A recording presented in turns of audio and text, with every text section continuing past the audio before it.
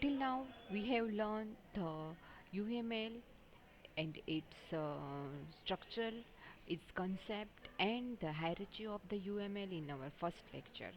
In second lecture, we have learned use case diagram. And we have learned class diagram in first lecture. Second lecture we have learned use case diagram, and now in third lecture I am going to explain you the activity diagram. Okay, basically we all know that the UML is the two type of diagram: structural diagram and the behavioral diagram. Class diagram is structural diagram and static diagram. Use case diagram is behavioral diagram and dynamic diagram. And another one, third one, that is activity diagram. It is also use behavioral diagram or dynamic diagram. Okay, now let's do the what is activity diagram. Activity diagram is basically a flow chart to represent the flow from one activity to another activity. Just like a flow chart, you all know how flow chart is learn what flow chart is represented. Okay, flow chart શું બતાવે છે તમને બધાને ખબર છે. તો that is the in software development system and the in programming language, that is activity diagram. In project management scheduling system, activity diagram is just like a flow chart, but it is not flow chart. It shows the how one activity goes through from one to another. Okay, what are the steps for that? Okay, so that is the activity diagram. Okay, yes, then it is described as operation of the system. It is activity can be described as an operations of system. Activity can be described as an operation of the system. System operation જે છે એ activities છે that are explained in activity diagram. Its name suggests that how activities goes on, that you can show with the graphical representation, that is called the activity diagram. A basic purpose of activity diagram is to capture the dynamic behavior of the system. Dynamic behaviour, કારણ કે સિસ્ટમમાં ઘણી જગ્યાએ તમારે decision લેવાનું હશે. Decision જ્યારે લેવાનું હોય તો ડિસિઝન પોઝિટિવ હોય તો શું કરવાનું, ડિસિઝન નેગેટિવ હોય તો શું કરવાનું, અથવા તો ઘણા બધા ઓપ્શનમાંથી સિલેક્ટ કરવાનું હોય તો કયું ઓપ્શન સિલેક્ટ કરશો તો નેક્સ્ટ શું એક્ટિવિટી થશે, એ વસ્તુ તમારે બતાવવાની હોય. That can be shown in the activity diagram. Okay, it is also called object oriented flow chart. Object oriented કારણ કે આપણે આખો યુએમએલ ડાયાગ્રામ છે ઓબ્જેક્ટ ઓરિએન્ટેડ છે. That is concept we have seen in first lecture. Okay, that is all class object inheritance very fine, એ બધી જ વસ્તુ કઈ રીતે કોની સાથે કયો ક્લાસ કોને ઇનહેરિયન્ટ કરશે, આ બધી વસ્તુ છે એ ઓબ્જેક્ટમાં આપણે ફાઇન્ડ આઉટ કરીશું ઓર સિસ્ટમમાં ફાઇન્ડ આઉટ કરવાનું છે. ને એ depends on that we have to find out the functionalities of all the diagram, all the system. Okay, દરેક સિસ્ટમની ફંક્શનાલિટી અને એ સિસ્ટમ કઈ રીતે વર્કઆઉટ કરશે that we can find out with the activity diagram. This UML diagram focus on the execution and flow of the behavior of system instead of implementation. Okay, activity diagram નું basic કામ શું છે, work શું છે, તો કે એને આખો વર્ક છે, એક્ટિવિટી છે, એનો ફ્લો કઈ રીતે થશે અને કઈ રીતે આખી એક્ટિવિટી એક્ઝિક્યુટ થશે એ વસ્તુ એમાં બતાવવાની છે. એક્ટિવિટીને ઇમ્પ્લિમેન્ટ નથી કરવાનું. That implement already in the class and use case diagram. Okay, activity diagram consists of the activities that are made up of actions that apply to behavioral modeling technology. Okay, activity diagram માં બધી activities હોય છે અને એ activity કયા actions કરશે અને કયા actions, એ એક્શનનું output શું હશે, that we can see in this diagram. Okay, output ક્યાં શું થશે ને આઉટપુટ ક્યાંય સ્ટોર થશે તો ક્યાં સ્ટોર થશે, આ બધી વસ્તુ છે એક્ટિવિટી ડાયાગ્રામમાં બતાવશે. Next one, which are the component for activity diagram? First component of activity diagram, that is activities, functions. Okay, it is a behavior that is divided into one or more actions. એક activity છે, એક functions છે, તો એ functions એક કે બે એક્શન્સમાં divide થતી હોય તો that you have to find out all activities. Okay, so that are the actions. Activities are network of nodes connected by edge. આખો નોડ છે જેનાથી તમે એજ એક એજમાંથી આખું નેટવર્ક છે, તો એક પ્લેટફોર્મ છે ત્યાંથી કેટલા એક્ટિવિટીઝ એમાંથી બહાર આવે છે, ધેટ આર ધ નોડ. ત્યાંથી એક નોડ છે એ એક્ટિવિટી બતાવે છે કે અહીંયા છે એ લોગિન છે તો લોગિનનો એક નોડ બતાવો.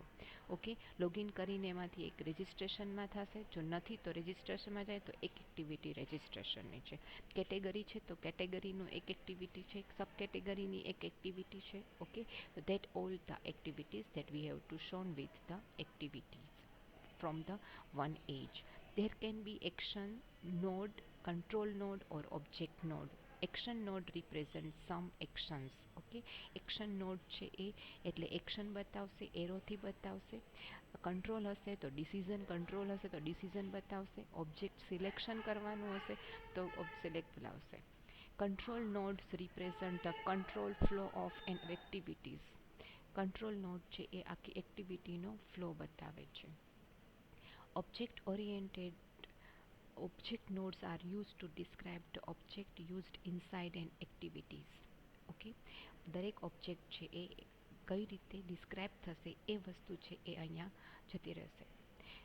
edges are used to show a path or flow of executions. એજ છે ત્યાંથી પાથ બતાવશે અને ત્યાંથી એ કયા બીજી એક્ટિવિટીમાં કયા એક્શનમાં જશે એ બતાવશે.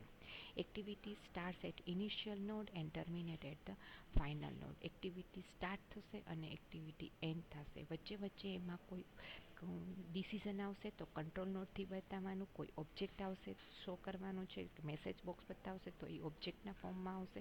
તો that all things that can do with the activities. અને એક્ટિવિટી સ્ટાર્ટ નોડ અને એન્ડ નોડથી ફિનિશ થશે એટલે ફાઇનલ નોડથી ફિનિશ થશે.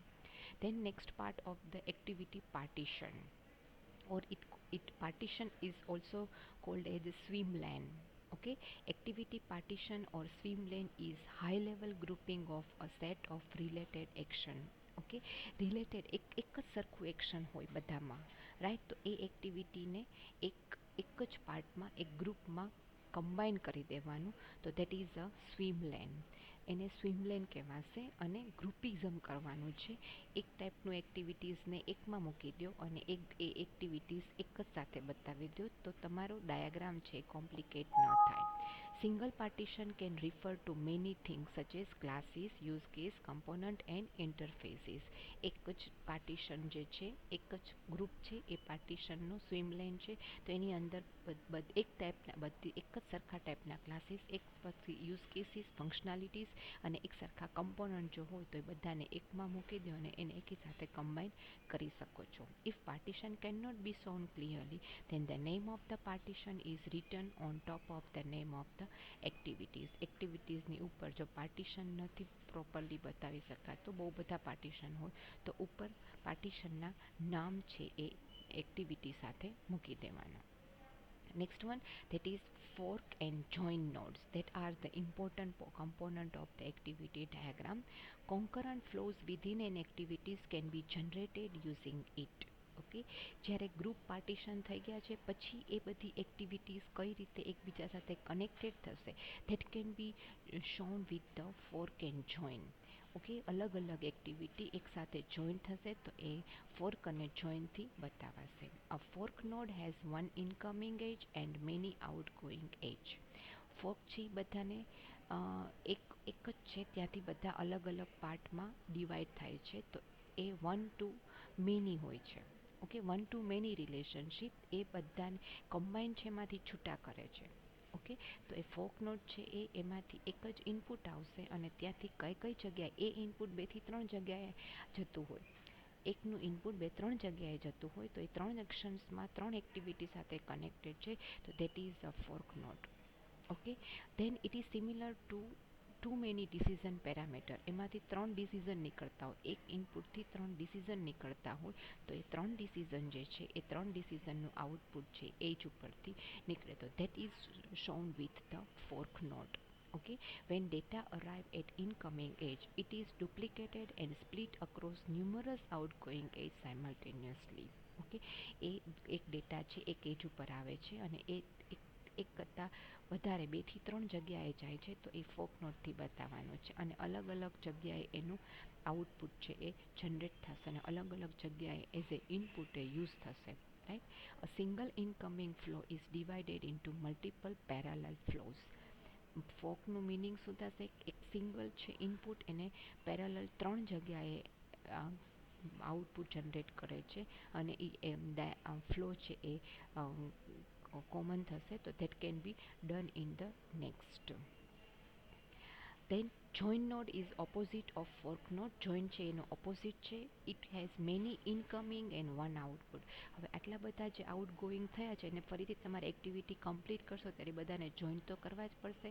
તો એ આઉટપુટ ક્યાં આવશે? તો એ આઉટપુટ કોઈ એક પેજમાં આવતું હોય, રાઈટ, તો એ પેજ જે છે એ જોઈન નોડથી બતાવવાનું છે. Just like your online shopping કાર્ડનો પ્રોજેક્ટ હોય તો એમાં યુઝર નેમ છે, તો એ યુઝર નેમ લોગિન જ્યારે થશે અને એ કેટેગરી ચૂઝ કરશે, એ કેટેગરી લોગિનથી એ કેટેગરીના પેજમાંથી આખું કન્ટિન્યુ એક્ટિવિટીઝ લેશે સબ કેટેગરી અને 2 થી 3 પ્રોડક્ટ જે એ ચૂઝ કરે છે, તો એ ફોક નોટથી બતાવવાનું.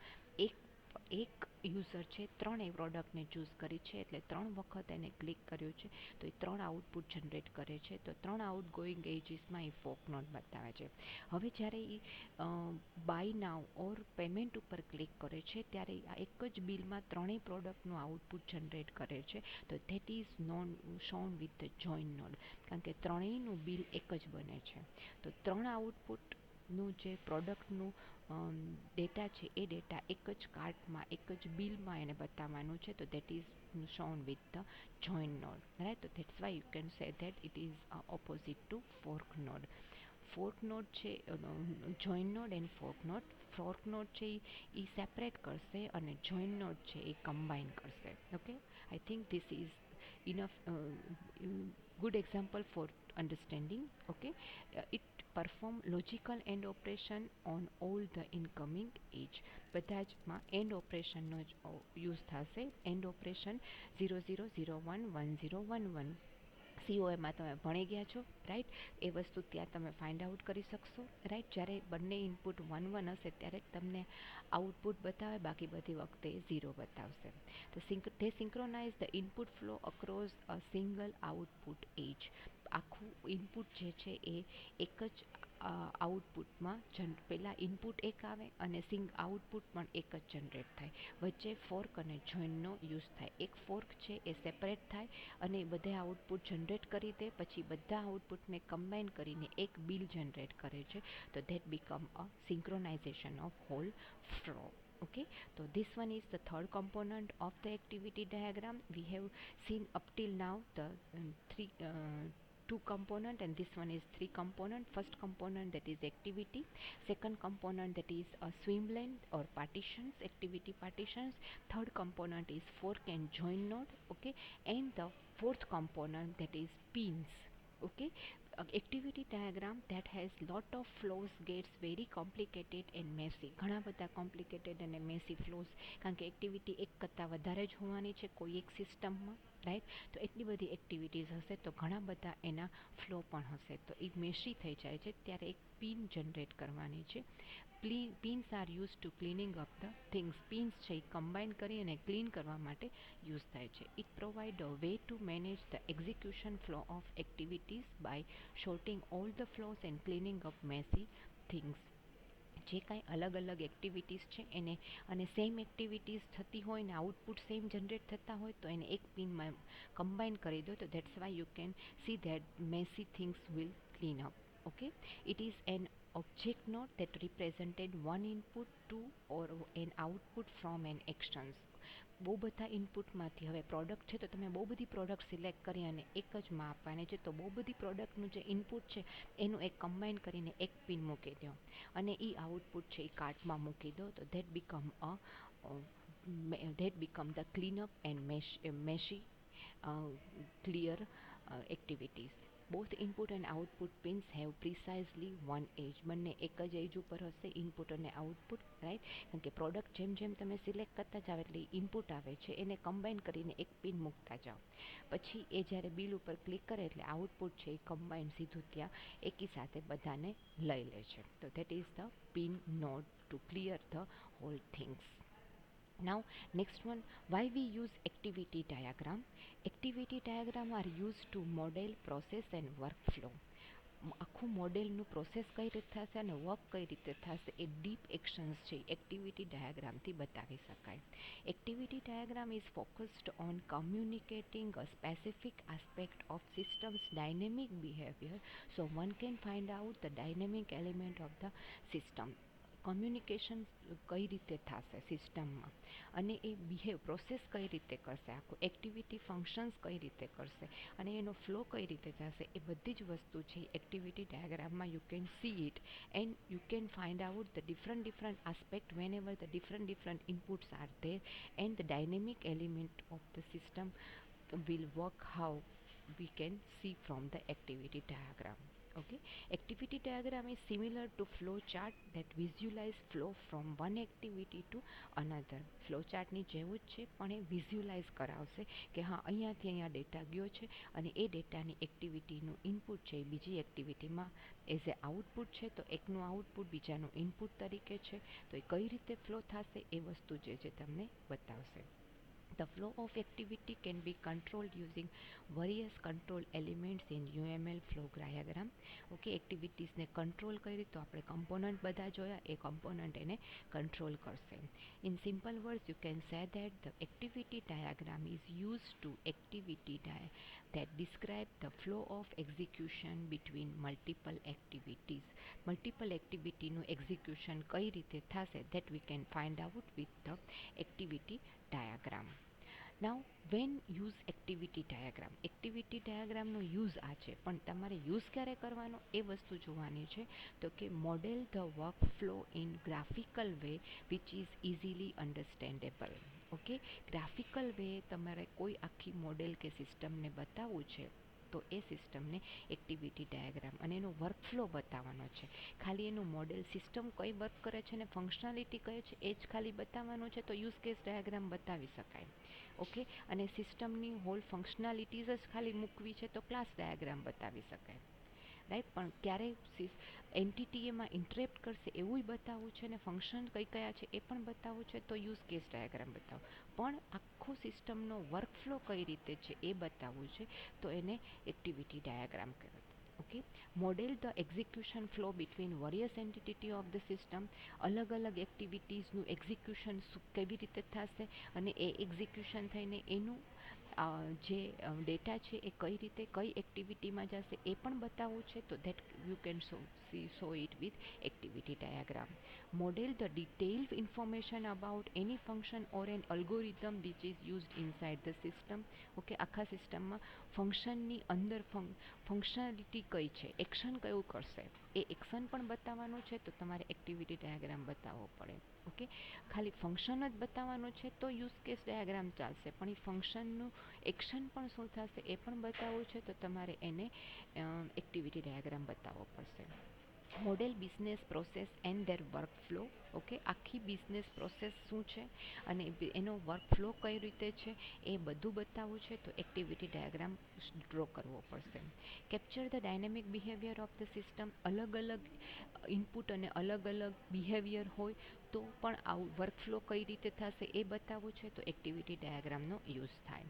કેપ્ચર ધ અને generate high level flow chart to represent the workflow of any applications. કોઈ પણ ટાઈપની એપ્લિકેશન છે અને એને કોમ્પ્લિકેટેડ એપ્લિકેશન છે, એનું ફંક્શનાલિટી પણ હાઈ લેવલની છે તો એ હાઈ લેવલ ફંક્શનાલિટીનું એક્ઝિક્યુશન કઈ રીતે થશે એ પણ તમારે બતાવવું છે, એનું એક્શન કઈ રીતે થશે એ બતાવવું છે તો you can use it activity diagram. એ એક્ટિવિટી ડાયાગ્રામથી બતાવી શકાય. Now which are the notation used to draw the activity diagram? That are the four notation that we have to use in activity diagram. That first one is initial state. When activity starts, activity start થશે ત્યારે initial stage છે. The starting stage before an activity takes place is depicted as the initial stage.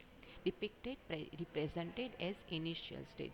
Initial સ્ટેજની માંથી બતાવાય છે તે starting માટે. State or activity box. Activity બોક્સની અંદર એક્ટિવિટી એક્શન કયું થશે એ બતાવવું છે. તો એ એક્ટિવિટી બોક્સમાં એક્શન 1, 2 કાંઈ પણ હોય તો એ એક્શનને તમે અહીંયા 1, 2 એક્શન 1, એક્શન 2 એ બોક્સની અંદર તમે લખી શકો છો. Then decision. આટલી 4 એક્શન્સ છે એમાંથી કઈ એક્શન ટેક થશે અને એનું ડિસિઝન શું આવશે તો એ ડિસિઝન લેવાનું છે. તો diamond shape will be same as the flow chart.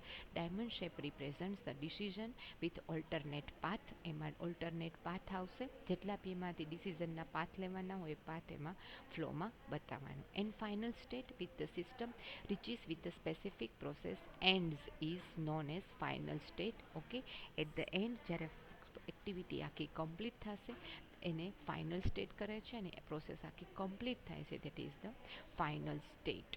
Okay, so now and how to draw the activity diagram. Activity draw કરવો છે તો તમારે કેવી રીતે એને સ્ટાર્ટ કરશો અને કયા એના સ્ટેપ્સ છે that is here I have given it. First of all, understand and explore the entire system. પહેલાં તો આખી સિસ્ટમને સમજી લ્યો અને એને બરાબર ફ્લો જોઈ લ્યો. બરાબર. Then know all the elements and entities that are going to be used inside the diagram. Okay, કયા કયા એલિમેન્ટ્સ યુઝ થશે, કયા કયા ફંક્શન્સ યુઝ થશે, કયા કયા એક્શન્સ છે એ અને કયા કયા થિંગ્સ છે એમાં ઇન્ટરપ્ટ કરે છે આ બધી જ વસ્તુ છે. અને ક્યારે ક્યારે ડિસિઝન લેવાનું છે આ બધી વસ્તુ છે એ ત્યારે એક્સપ્લેન ડાયાગ્રામમાં યુઝ કરવાનું છે. That you have to explain. Analyse all the activities that are used by user. Okay, activities કોણ યુઝ કરવાનું છે યુઝર્સ એ પણ જોઈ લો. Okay, explore activities to find out various constrain.